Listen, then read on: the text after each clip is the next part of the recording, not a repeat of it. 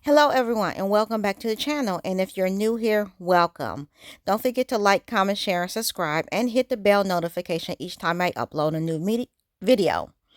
And don't forget to follow us on our other social media. This week kicks off our witch series, and each week we will spotlight someone who has been accused or condemned as a witch. So hope you guys look forward to this series. Don't forget to hit that subscribe button. Now, witches has always been around for centuries. Witches have showed up in all manners of writings historically. They even made it to the Bible. Remember the scripture that says, "Suffer no witch to live." But also prophets and wise men sought out witches to see the future and determine whether or not they will win wars or if they will not win. So people seek out so-called witches throughout history. And historically, witches have always been women. And what determines you as a witch historically is you're a woman, you're old, you have property, you don't adhere to social norms, you're not like, you don't follow the rules.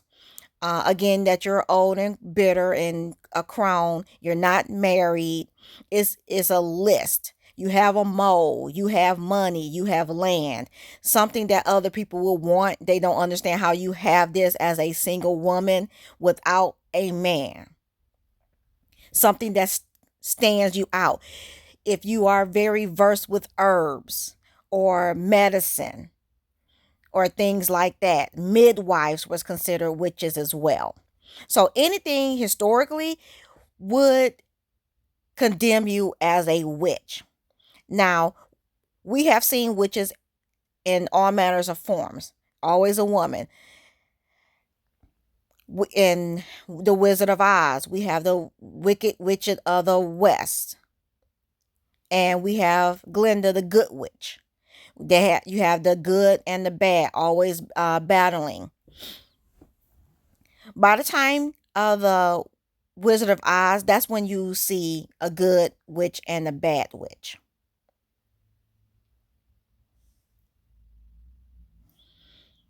And the idea of witch has changed somewhat. And then you have, by the 1950s, 1960s, then you have Bewitched coming out. And you see a domesticated witch who is living her everyday life and is becoming popular and more mainstream and kind of more positive. And then you start hearing about more about Salem, because in Bewitched, Elizabeth came from Salem. That's where her family generated from. And that kind of spearheads everyone's fascination with Salem and the Salem Witch Trials and things like that. And then you get to modern day, and then you have Hocus Pocus. And you have Hocus Pocus, and you have the Sandersons sisters, and you have the movie, and you see them trying to stay young forever and stay in the land of the living forever by sucking up the youth's essence, the essence of the youth, to maintain their beauty and whatnot. But going back to the Salem Witch Trials, the Salem Witch Trials happened between 1690 and 1692. And this is where almost 200 plus people were accused of witchcraft, 20 of which actually was convicted and condemned to death by hanging for being a witch. This is men and women. Majority of them were women. And they even accused one child. There was a child that was accused. but she did not die. One man was pressed to death. Now, what spearheaded everything off was just two girls, Abigail and Betty, who are the daughter and niece of the reverend in the town, Samuel Parris. They started having fits. They would scream uncontrollably out of nowhere, writher in pain on the floor, have weird tics, be accusatory of saying someone was pinching them, pricking them with needles. And that brought the town in the uproar. No one knew why what things was happening. Now Tituba, who was the slave of Samuel Parris, he acquired her while he was stationed in Barbados. Her origins is really murky. We don't know if she really was from Barbados or she came through some type of slave trade through Africa. In some writings, she's being depicted as an Indian, Native American. We don't know. She may have been mixed. We don't know her origins, but she is a person of color. We can trust that she is a person of color. Now, Tituba, there's been a couple of ways how Tituba interacted with the daughters, as that could be seen as witchcraft. One, that they are accused. She's accused of fortune telling, using an egg white dropped in water to determine the girl's future husbands. That's one way. And then the next one would be her making a witch cake, which is taking the urine of an accused witch, making a cake out of that, and feeding it to a dog. And if the dog eats it and something happens to the dog, then obviously that person would be a witch. Now, one of these things happened, and it sparked the little girl's afflictions, as one would say. Now, it's told that the egg white in water, that's not part of voodoo. That's something that Tituba probably hadn't known about. And if she did, she found out about it when she got to Massachusetts, because it's more of a European thing and not an African cultural thing. So these little girls, Abigail and Betty, probably already knew about this, even though that they was Puritan. They probably already knew of this technique and was practicing it themselves outside of Tituba. Now, when the little girls was asked who was afflicting them, they finally hit it on Tituba. And Samuel Parris took Tituba, more than likely beat her to try to get a confession out of her. And you know, when someone's beating on you and because she is his slave, she more than likely started confessing, probably to save her own life to a certain extent, to stop the beating. So she confessed to teaching the little girls the fortune telling technique. What she really was confessing to was signing the devil's book. Eventually, she will only confess to that. And then that kind of sparked the hysteria, because other little girls in the town started becoming afflicted too. And then they started accusing other people. But Tituba, when she got to the magistrate and everything like that, was being tortured and having to confess and everything like that. More than likely to continue to save her own neck, she accused two other women in the town to being witches.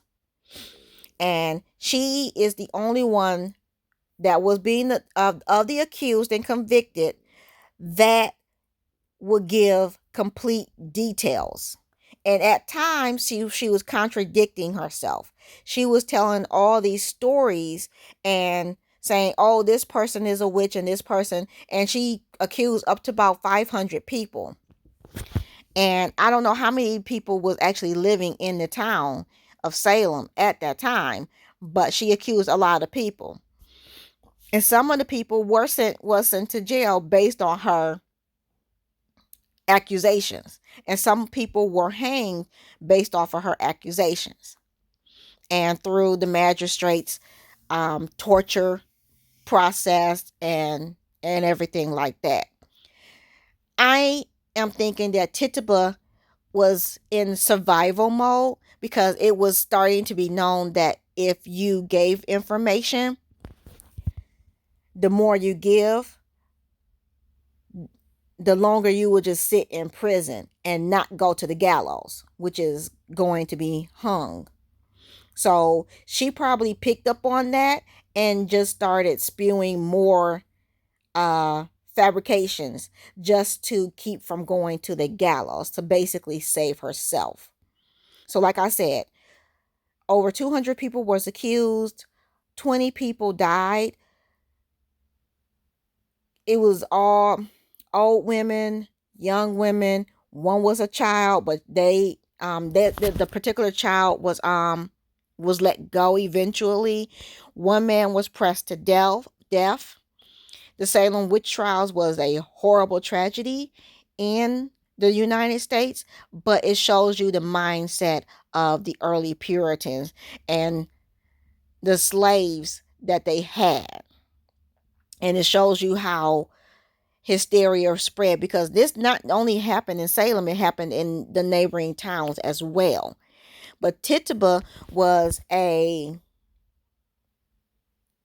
profound witness for the magistrate, and she probably, in my opinion, did that not for notoriety, not for the attention, but like I said, in my opinion, I believe she did this to try to keep herself alive. This was the only way she figured to keep herself alive, because her main goal as a slave was to care for the household and care for those little girls. And she didn't understand why someone would think that she will hurt those little girls when she has been in their lives, majority of their lives, and taking care of them and taking care of their household. And being beat by the reverend and having all this hysteria going on, and you are a person of color, you're going to go into survival mode. So I just wanted to highlight Tituba on the first week of our witches series. She was an accused witch during the Salem witch hunt, because we all know there was a witch hunt in Europe, and then it made its way over to the United States.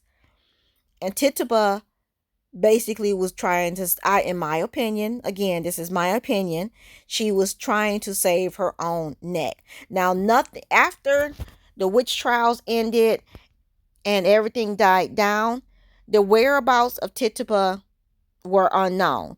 She still was in jail, and as a person in jail during that time, you had to pay to be released. She is a slave. She had no money. So someone else, not Samuel Parris, trust me, Samuel Parris did not want anything to do with Tituba after all of this.